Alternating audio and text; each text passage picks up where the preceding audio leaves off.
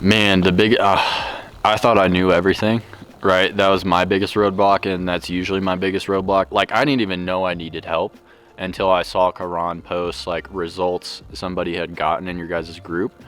Then I was like, okay, I'm nowhere near that. Like, I need to talk to these guys. I was like, living with my parents, just by myself, just, not good. I talked to like a few other guys, I won't mention names, but just got super turned off by like, you guys were honestly also like very patient with me in like really figuring out and asking a lot of questions about like, dude, where do you want to go?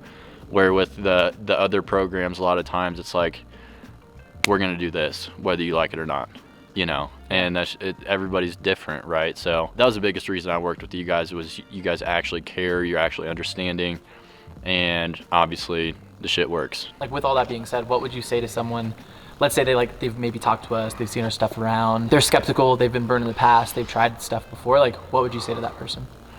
Dude, looking straight at the camera, like, seriously, if you've been thinking about joining other people, and maybe you say, dude, it's too expensive, whatever it may be, whatever your objection may be, come up with the money. Like, literally, I put it on like a 30% interest credit card, and I was just like, I have to do this. I just had a feeling.